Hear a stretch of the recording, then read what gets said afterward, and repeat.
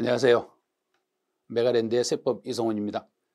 여러분들 33회 그 중개사 시험에서 세법 난이도가 좀 상당히 높게 나와가지고 마지막 시험을 보시면서 마지막 교시에 상당히 당황을 하셨을 것 같은데, 근데 저희가 봐도 이 문제는 지금 33회 시험을 진행하면서 지금까지 시험 문제 중에서 가장 난이도가 높았던 시험이라고 지금 평가를 하고 있는데, 근데 저희 이제 그 선생님들, 그 세법 저 이성원과 임기원, 그 저희가 이제 메가랜드에서 세법을 강의를 진행하는 선생님들이 문제를 풀었을 때도 시간 안에, 저희가 다른 문제 같으면 한 5분 안에 이 16문제를 풀어내는데, 이번에는 제 시간이 걸렸다는 거, 저희가 풀 때도 제 시간이 걸렸다는 것은 실제 시험에서 난이도가 상당히 높았다고 느끼시면 돼요.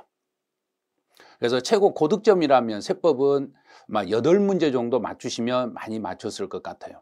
그래서 저희가 이제 개인적으로 객관적이 아니라 주관적으로 저희 선생님들이 판단했을 때 세법 이번 33회 난이도는 최상이다. 그 중에서 시험 문제 중에서 상해 문제가 총 8문제, 중해 문제가 8문제, 하해 문제는 아예 출제가 되지 않고 중상해 문제로만 문제를 구성했기 때문에 너무나 문제가 어려웠다, 이렇게 지금 평가를 하고 있는데, 문제 하나씩 제가 설명을 하면서 여러분들이 얼마나 힘들었고 또 그 33회 시험을 보신 분들이 얼마나 당황했겠는가, 그 부분에 대해서 제가 하나씩 지금부터 풀어드릴게요. 25번 문제에서 제가 이제 시험 문제를 우리 이제 동영 문제를 풀 때 세법 1번 문제가 박스 문제가 나올 확률이 있다. 박스 문제가 나왔을 때 거기서부터 주의를 해라. 먼저 25번에서 멘탈이 흔들리면 그 다음부터 아예 보이는 게 없다. 그래서 첫 번째 문제를 우리가 주로 다루지 않았던 이의신청과 심판 청구에 대한 문제로 출제한 거예요. 그럼 구제 절차죠. 그러면 이 구제 절차에 대해서는 이제 지금 우리가 배웠던 것만 잠깐 소개시켜 드릴게요. 이의신청인은 청구 금액이 800만 원인 경우다. 그럼 800이라고 했으니까 지방세 같은 경우는 1000만 원 이하가 됐을 때는 배우자를 대리인으로 선임할 수 있습니다. 그러면 이거는 맞았어요. 우리가 이건 배웠죠.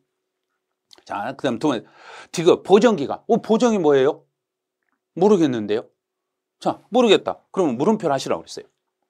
그 다음에 니을번에 가보면 이 신청은 반드시 해야 되는 게 아니라 해도 그만 안 해도 그만 선택사항이다. 그럼 선택사항이니까 이 신청을 거치지 아니하고 심판 청구를 할 수 없는 게 아니라 있다. 그럼 니을은 틀렸네요. 자, 이제 이것만 가지고 문제를 풀었어야 돼요. 이 부분만 가지고 문제를 푸는 분은 답을 나왔고 밑에 보기가 있었으니까, 개수 문제가 아니라 보기가 있었으니까 푸는데, 이 흐름을 정리를 못 하신 분은 이 문제가 1번부터 놓쳤을 거란 이야기예요. 자, 그럼 가볼게요. 여기서 옳은 걸 골라라 그랬으니까 니은 올바르고 니을 들어간 거 틀렸고, 그러면 이제 디귿, 여기서 디귿하고 디귿이 맞았는가 틀렸는가를 알면 2번이냐 4번이냐 답을 찍을 수 있는 거예요. 지금 올해 시험 문제가 이렇다는 이야기예요. 답을 2개를 주어지고 이거냐 찍어라 이거예요. 그러면 먼저 통고 처분이라는 게 뭐냐면, 통고라는 것은 그러니까 세법에서 통고라는 용어 자체는 너는 나쁜 놈이다. 법에서 딱 정해버린 거, 너는 나쁜 놈이다. 너는 나쁜 놈이니까 이 제기하지 말아라. 심판 청구 대상이 될 수 없다. 그러면 기억은 무조건 틀렸던 거예요. 그럼 기억은 답이 될 일이 없다는 이야기예요. 그러면 니은하고 니은 디귿이 있는데 이게 디귿이 맞는 걸 봐야 돼. 근데 도저히 찾을 길이 없다는 이야기예요. 보정이라는 게 뭔지를 알아야 돼. 보정이라는 것은 내가 보충하는 기간이란, 정보를 보충하는, 그럼 정보 보충하는 기간은 결정 기간에 포함되지 아니합니다. 그래서 디귿은 맞았어요. 정보를 보충해, 부족하니까 정보를 보충해 주라. 그럼 우리가 그걸 심판 청구나 이의 신청해서 우리가 결정할 때 참고를 하겠다. 그럼 그 보정 기간도 포함해 버리면 안 된다는 거예요. 그럼 보정 기간은 결정 기간에 포함하지 아니합니다. 그래서요, 정답은 4번이 됐던 거예요. 1번이 이런 식으로 문제를 내놓으니까 이제 1번에서 흔들리기 시작하는 거예요. 그럼 이제 26번에 가서 문제를 풀 수 있을까 했는데 갑자기 서류 송달의 문제가 턱 나와버렸네. 이건 또 뭐야?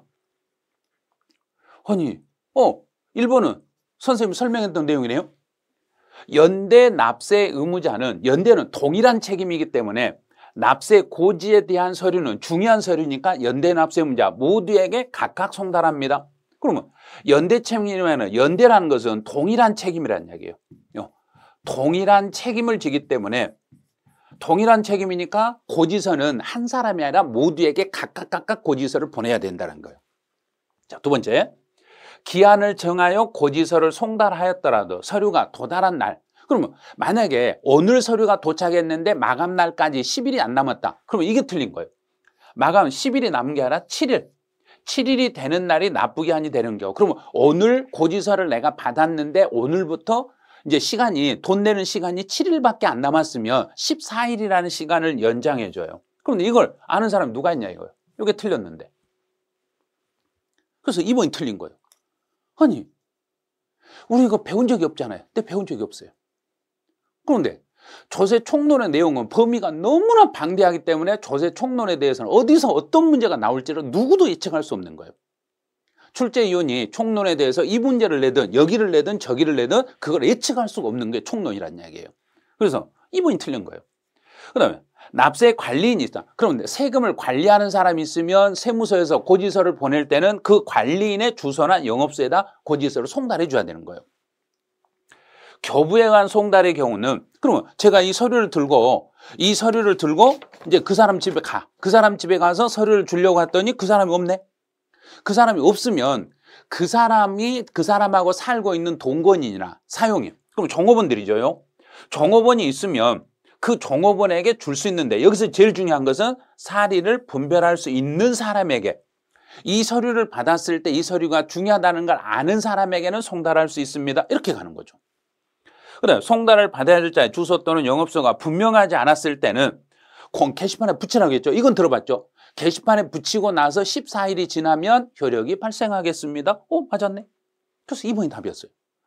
헐, 선생님 저 세법 두 문제나 다 틀렸는데 벌써 틀렸는데요. 지금 이게 이번 시험이라는 이야기예요.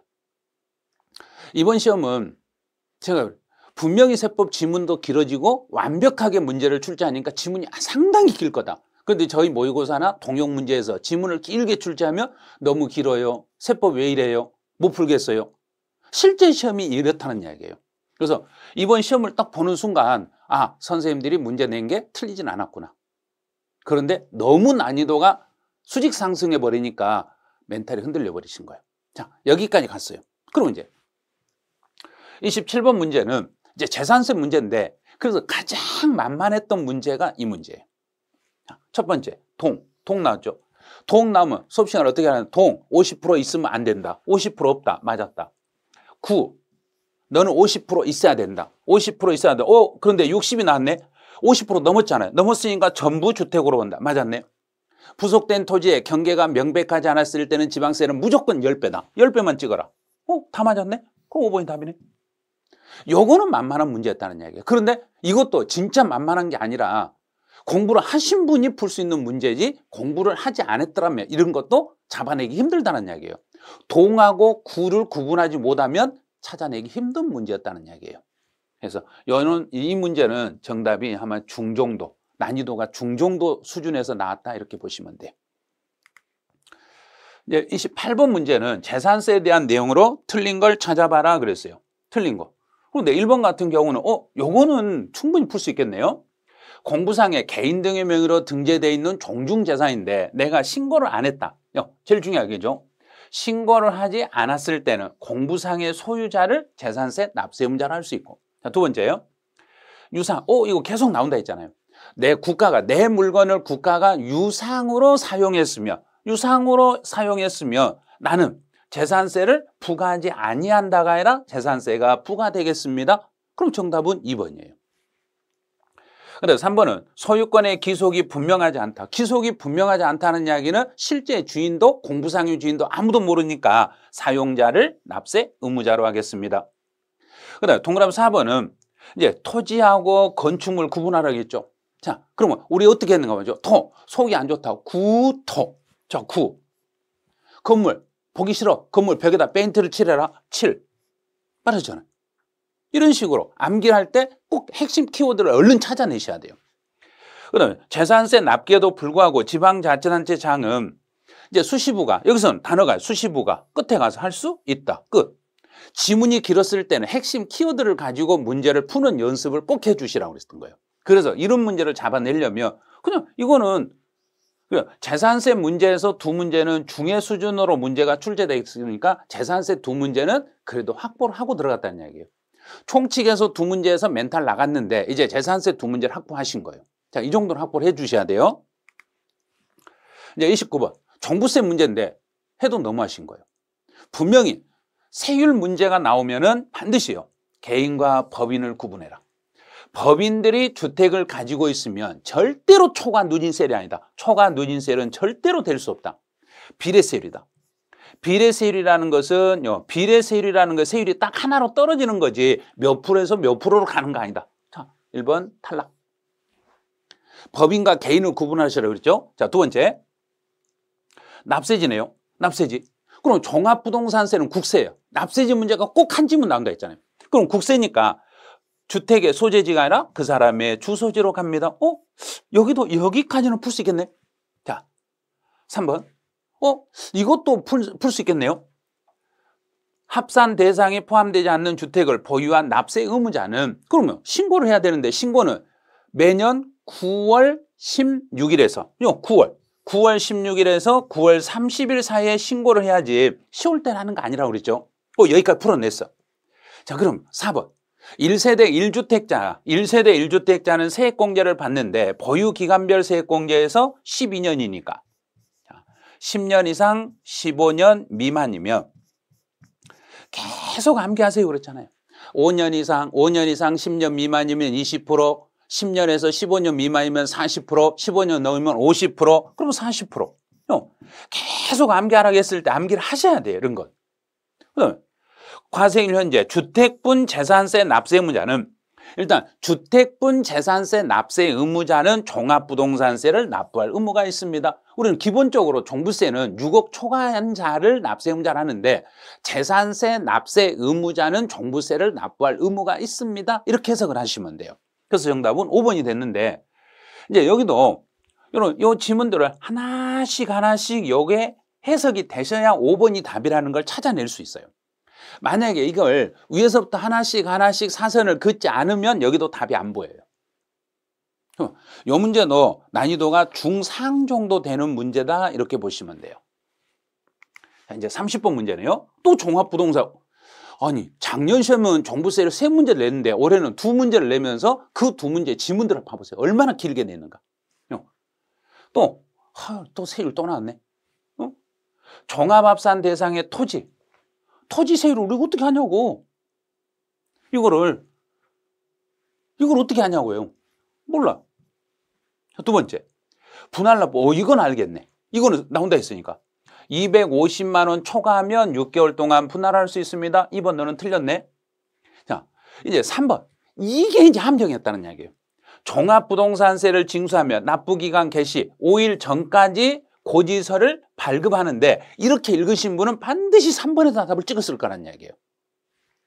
그런데 주택분과 토지분을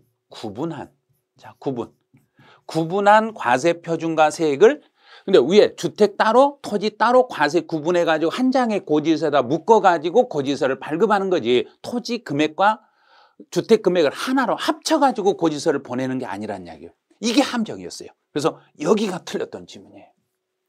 그다음에 종합부동산세는 신고 납부 방식으로 하더라도 12월 1일부터 12월 15일까지 맞았네. 고마워요. 나 이건 하나 알았는데 다른 지문 몰랐는데 이건 알았어요. 그러면 별도 합산 토지가 0.0.8인데 이걸 어떻게 알겠어요? 제가 분명히 수업 시간에 그랬잖아요.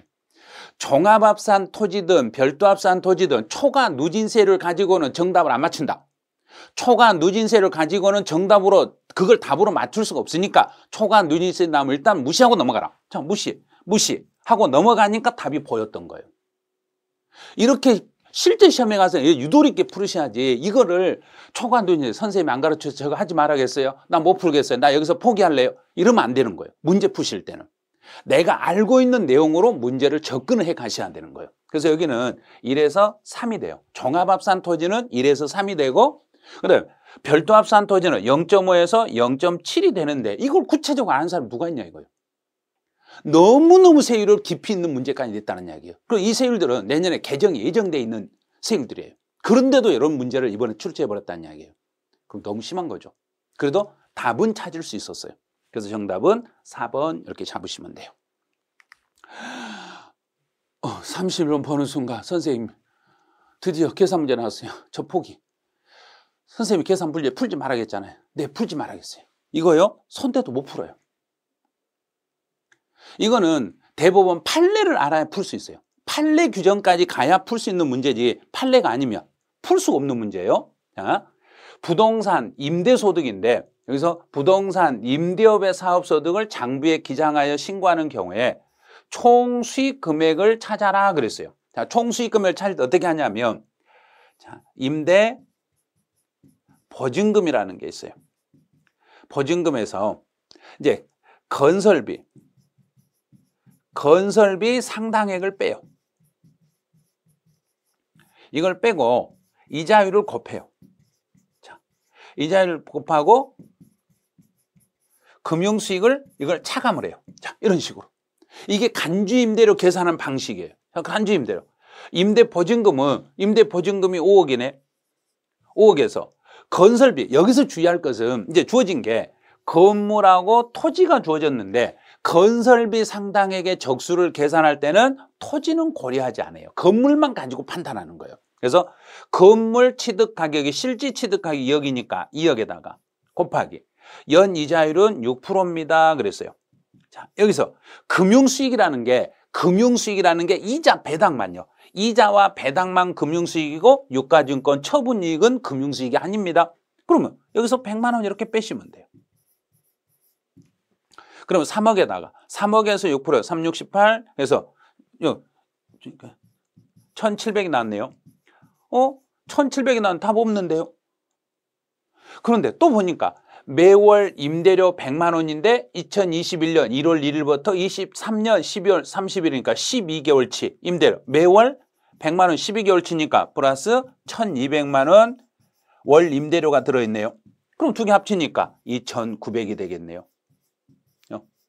2,900. 그래서 정답은 2번 2,900만 원 이렇게 답을 하시면 돼요. 지금 선생님 뭐 하시는 거예요? 네. 여러분이 시험장에서 저하고 똑같은 모습이었을 거란 이야기예요. 갑자기 멍 때려가지고 전혀 여기서 진도를 나가지 못했을 거란 이야기예요. 그러니까 여기서 멈추시면 안 되고 계산 문제 나오면 중간에 계산 문제 나오면 무조건 패스. 마지막에 시험 끝나고 나서 풀 수 있도록 풀 시간이 남으면 푸시고 그렇지 않으면 제끼고 이렇게 하시라겠던 거예요. 그런데 문제를 31번 문제를 턱 풀었더니 계산 문제가 또 나왔네. 나 어떻게 해요? 저요 올해 2차만 시험 보는데 저 어떻게 해요? 이러고 있을 시간에 다른 문제를 풀으셨어야 돼요. 이 계산 문제는 그렇게 어렵지 않아요. 분명히 계산 구조 나오면 어디를 계산하겠는가 보라고 했죠. 과세 표준을 계산하라 그랬으니까 이제 양도 가액에서 시작을 해서 취득 가액을 빼고 필요 경비를 빼고 자 여기까지 빼요. 그럼 양도 차익이 나와. 양도 차익에서 여기서 빼면 장특공제, 장기보유, 특별공제를 빼고 또 이걸 빼고 나면 양도 소득 금액이 나와. 양도소득 금액에서 양도소득 기본공제를 빼. 기본공제를 빼면 양도소득 과세 표준이 나옵니다. 이렇게 구하라는 이야기예요. 순서대로.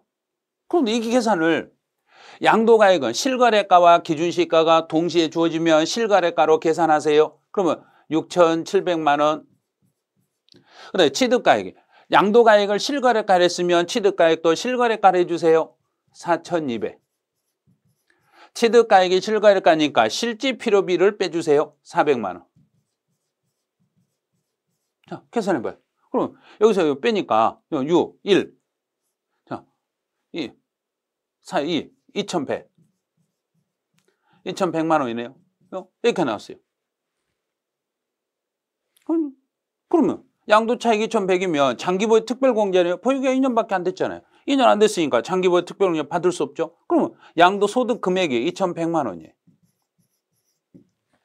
기본공제는 주어진 자료 이외에 아무것도 없다 했잖아요. 아, 이것 말고 아무것도 없다고 했으니까 이제 기본공제는 250만 원을 공제받을 수 있는 거예요. 자, 250. 그러면 끝자리가 5인 거 찾으면 되죠. 그럼 둘 중에 하나 답이잖아요. 그럼 이렇게 찍어도 된다는 이야기예요. 둘 중에 하나. 그럼 2,500이니까 여기요. 250만 원 빼니까 50만 원 뒤에 나오고, 그다음에 여기 이 1에서 1을 빼니까 1억 1,850. 그럼 1,850만 원. 1번이 답이네. 이거는 이 문제는 계산 구조만 알고 있고 더하기 빼기만 할 수 있으면 풀 수 있는 문제인데, 계산 문제 앞에서 바로 31번 계산이 너무 어려워 버리니까 32번 계산에서도 겁을 먹어버린 거예요. 겁을 먹으면 이 문제를 못 풀게 돼 있어요. 그래서 올해 시험은 일단 출제위원이 그 시험 보시는 분들에게 겁을 엄청 주고 문제를 출제한 거예요, 지금.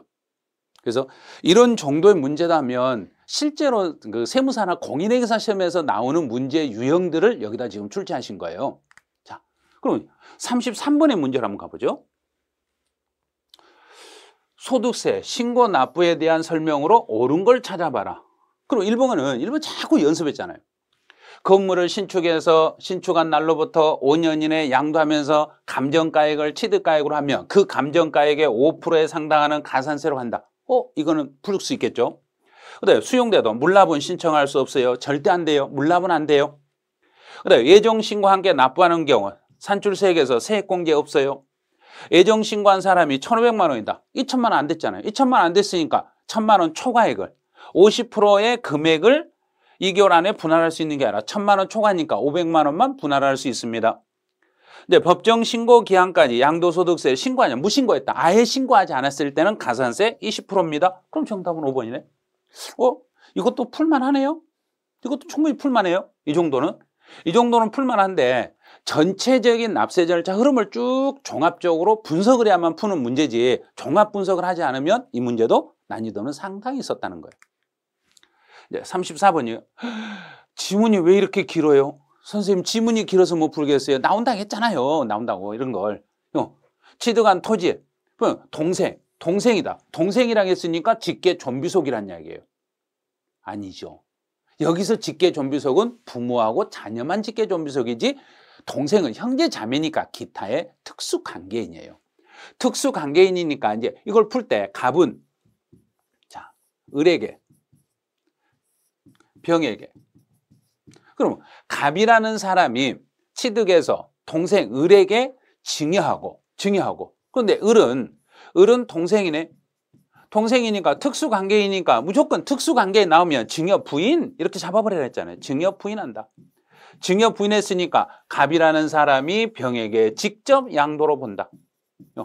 직접 양도한 것으로 보니까 이제 그냥 풀면 돼. 이제 을이 납부한 증여세는 증여를 부인해버렸으니까 증여는 증여가 아닌 거죠. 증여를 취소해버리고 필요경비에 산입하는 게 아니라 환급 처리합니다. 그럼 틀린 걸 찾아라 했으니까 답 1번.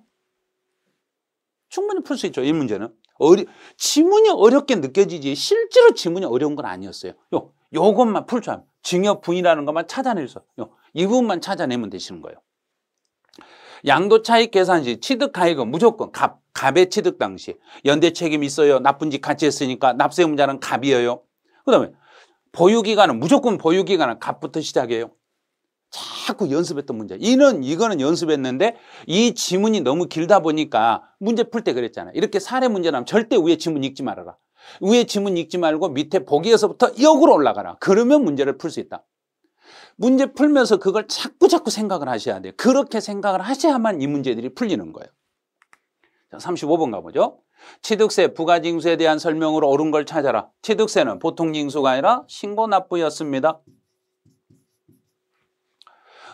상속이 나오면 무조건 여기부터 뭐라 했죠? 상속 개시일이 속하는 달의 말일부터 6개월 이내입니다. 그다음에 신고납부 기한 내 등기나 등록을 먼저 했을 때는 등기 서류를 등기관서에 접수하는 날까지입니다. 맞았네.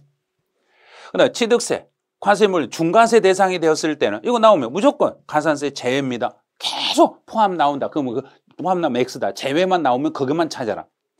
그다음에 이거 법인들이 올해는 가산세 법인 분명히 이걸 낼 거라 했잖아요. 법인들이 장부를 작성하지 않았을 때는 가산세는 10%입니다. 그럼 이걸 틀려버리면 안 되는 거예요. 이런 문제는. 이런 문제를 틀리시면 이제 점수를 맞출 수 있는 문제가 없었어요. 세법은. 그래서 여기는 3번 이게 답이었네요. 36번 문제로 한번 가보죠. 36번의 문제는 부동산 임대업에 대해서 발생한 건데 여기도 결손금 나왔잖아요. 결손금 나오면 계속 주거용 건물이냐 상가냐. 그런데 잘 봐야죠. 주거용 건물 임대에서 제외. 그러면 상가니까 상가는 결손금 공개하지 않습니다. 맞았네. 근데 두 번째는 부동산 임대에서 발생한 소득이 포함되어 있으면 사업소득 중에서 부동산 임대가 있으면 부동산 임대 따로 사업소득 따로 나누셔야 돼요. 장부를 구분 기장을 하셔야 돼요. 이런 경우는 장부를 해계처리할 때는 구분 기장을 해주시면 돼요. 그래서 구분하여 해계처리를 하셔야 됩니다. 이거는 우리 수업 시간에 다루지 않았던 지문들이에요. 그 다음에 3번 나오면 주의하라고 했잖아. 간주 임대료 계산할 때는 계속 연습했잖아요. 3주택 이상이에요. 3억 원 초과예요. 이 두 개가 동시에 충족이 돼야만 간주 임대료를 계산합니다.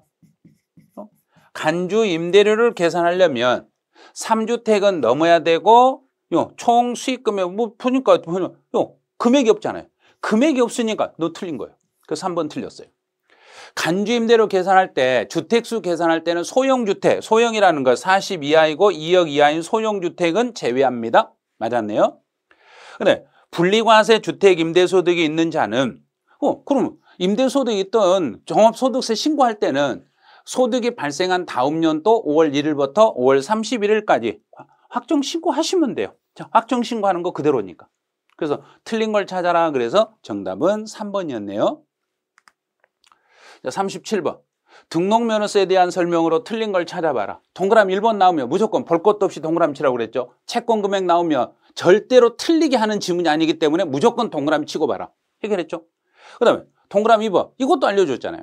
하나의 채권에 대해서 여러 개의 등기, 저당권을 설정할 때는 가장 먼저 설정한 지역에 그 등록관청 소재지를 납세지로 합니다. 납세지가 분명하지 않았을 때는 등록관청 소재지입니다. 근데 4번은 뭔 말인지 모르겠네? 그럼 이제 5번을 봐야 되겠죠. 5번을 봐야 답이 4번인지 5번인지를 찾을 수 있는 거예요. 지방자치단체장은, 채권자들, 시험에 나온다 했잖아.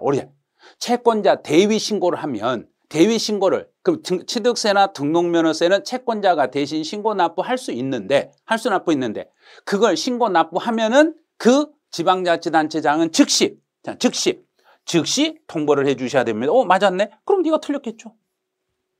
천분 지문이에요. 4번은 천분 지문이지만 1번, 2번, 3번, 5번이 맞았으니까 4번이 답이란 이야기예요. 그런데 이거는 왜 답이 되냐면 지상권 등의 특별징수 의무자가 그러면 원천징수 의무자가 먼저 돈을 띄어가지고 이거를 과소분 세액에 대해서 부족하게 납부하더라도 가산세는 따로 물리질 않아요. 가산세를 따로 부과하는 건 아니에요. 그래서 정답은 4번이 되겠습니다. 38번으로 가보죠. 자, 이것도 주로 우리가 다루지 않는 내용들이에요. 양도소득세 징수와 환급에 대한 설명으로 옳은 걸 찾아봐라 그랬어요. 이제 이미 납부한 확정신고세액이 관할 세무서장이 결정한 양도소득 총결정세액을 초과했다. 그럼 내가 돈 내놓은 것이 내가 내놓은 금액이 정부가 결정한 것보다 더 내가 많았네? 많았으니까 다른 국세에 충당할 수 있어야죠. 다른 세금에다 충당을 해야죠. 내가 낸 게 더 많았으니까 돌려받든지 충당하든지 둘 중에 하나 해야죠. 두 번째로 이제 양도소득 과세 표준이 이미 초과할 때는 그 초과하는 세액은 나에게 알리고, 자, 이것도 시험 문제 내줬잖아요. 알리고 나서 일단 한 달은 기다려라. 30일. 그러면 30일 안에 징수를 하면 된다. 그래서 38번은 정답이 2번이 되는 거예요. 2번 이렇게 답을 하시면 돼요. 그다음에 부담부 증여 나오면 무조건 예정신고는 3개월. 예정신고 없이 그랬으니까 틀렸네요. 그다음에 납세의무의 확정은 납세의무자의 신고에 의하지 않고 양도소득세는 원칙은 내가 신고하고 내가 신고를 못했을 때는 정부에서 결정하겠습니다. 이미 납부한 확정신고세액이 관할 세무서장이 결정한 양도소득 총결정세액을 초과하면 초과하면 다른 세금에 충당을 하거나 아니면 돌려줘야 되죠. 그럼 여기는 환급해야 되는데 90이라 결정일로부터 환급은 절대 안 돼요. 다른 세금에 충당한다 이렇게 돼 있지 환급을 해준다 이런 건 아니에요. 그래서 이런 지문도 이것도 난이도가 상당히 있었던 문제예요. 지금까지는 우리 시험에 한 번도 다루지 않았던 징수와 환급 문제. 이거는 세무사에서 다루는 문제인데 공인중개사가 무슨 징수 환급을 하냐 이거예요. 세무사 할 일을. 그럼 우리 시험은 출제가 너무 높은 수준에서 출제되지 않았냐 이거죠. 이건 사실은 진짜로 높은 수준에 출제된 문제라고 보셔야 돼요. 자, 39번 문제네요. 1세대일제 특례에 대한 내용이다. 가로에 들어갈 숫자로 오른 거. 자, 한번 찾아보죠. 이건 나왔네요. 여기서부터 보죠. 부득이한 사유가 해소되면 이제 수도권 밖으로 내려가서 수도권으로 다시 들어오면 턴했을 때는 3년 이내 팔면 됩니다. 그랬죠. 그 다음에 혼인, 결혼하면 5년. 그러면 3호. 답 4번이네. 1번 몰라도 되겠죠. 그 다음에 이건 기농주택은 뭐냐면 내가 지금 도시에 사는 사람이 도시에서 집 한 채를 놓고 지방으로 내려가서 농사지로 기농을 했을 때는 그때는 어떻게 하냐면 기농했을 때는 내가 기농하고 나서 5년 안에 일반 주택을 팔면 비과세 혜택을 받을 수 있어요. 그럼 5년. 그럼 답은 4번이 되겠죠. 이제 40번 문제네요. 세번 마지막 문제네요. 자, 옳은 걸 찾아봐라 그랬어요. 주체구, 지금 뭐야? 저 수업 시간에 했죠. 주체구조문 나오면 다른 거 읽지도 말아라. 읽지도 말고 끝에 가서 주체구 취득자다. 1번이 답이네. 키워드로 풀어야지. 키워드가 아니면 풀 수가 없어요. 그 다음에 소유자, 재산세가 과세된 오피스텔이다. 그럼 재산세가 과세되고 있으면 이건 주택수에 산입하게 돼 있어요. 그 다음에 지목 변경 나왔네요. 지목을 변경했을 때는 지목 변경 등기는 등록면허서에서 등기 항목이기 때문에 취득세에서 등기 항목이 아니니까 가산세 80% 적용하지 않는다. 그 다음에 임시 사용 건축물의 취득에 대해서는 기간 관계없이 취득세를 부과하지 않는 게 아니라 1년 이하, 1년 미만이었을 때만 1년 이하일 때는 취득세를 부과하지 않는데 1년 넘어가면 취득세를 부과하는 거예요. 임시사용 건물이니까 1년을 기준으로 1년이 넘었냐 안 넘었냐를 따지고 단 사치하는 재산에 대해서만 기간 관계 없이 취득세를 부과한다 이렇게 가는 거예요. 그 다음에 토지를 취득한 자가 취득한 날로부터 1년 이내에 인접한 토지나 건물을 취득하는 경우에는 1년 동안의 거래 금액을 다 묶어가지고 취득가액이 50만 원일 때는 취득세를 부과하지 아니합니다. 50만 원 이하가 될 때는 취득세를 부과하지 않지만 100만 원이면 취득세를 부과하게 되겠습니다. 이렇게 가는 거예요. 자, 그럼 세법 문제는 여기까지예요.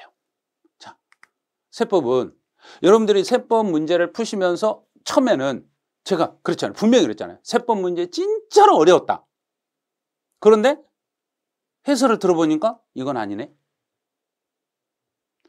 실제 시험장에서는 절대 풀 수 없는 문제들이에요. 그런데 집에 와서 생각해 보니까 선생님이 강의했던 내용이 있었네요.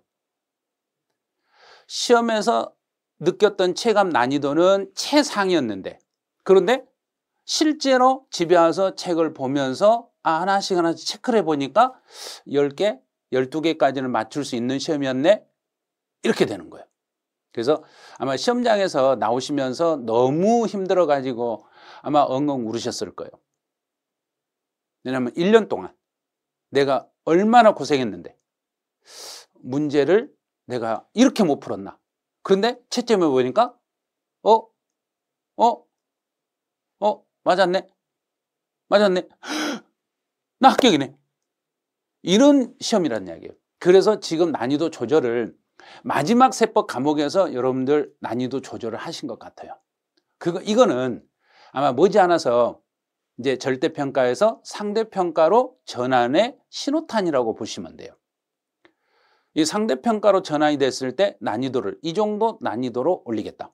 그래서 실무에서 다루는 모든 내용을 여러분이 알아야만 시험을 볼 수 있다. 그러면 세법은 이제 7월, 8월부터 공부하는 과목이 아니라 11월부터 처음부터 출발해야 될 과목이라는 걸 이번 시험에서 완전하게 보여드린 거예요. 그래서 여러분들도 이제 34회를 준비하시는 분들 중에 혹시 이 강의를 영상을 청취하신 분들이면 세법 공부를 처음부터 차근차근 밟아가시라는 이야기예요. 단순 암기 문제는 올해 한 문제도 없었다는 거. 세법은 종합 문제로 출제되고 완전히 전체 흐름을 알아야만 풀 수 있는 문제로 출제됐기 때문에 여러분들이 단답형으로 암기해서 세법은 며칠만 하고 시험 보러 갈란다. 이건 절대 아닌 시험이 됐다는 거. 그래서 여러분들 이제 세법 시험 보면서 33회 시험 보신 분들은 너무 힘들으셨을 거고 34회를 준비하신 분들은 차근차근 한 단계 한 단계씩 저희 선생님들과 따라오시면 저희가 하나씩 맞춰드리고 근데 저희가 16개 다는 맞춰드릴 수 없어요. 그래서 12개에서 14개까지는 여러분들하고 저희하고 같이 만들어갈 수 있는 시험이기 때문에 저희가 그걸 만들어 드릴 테니까 여러분들 세법이 어렵다.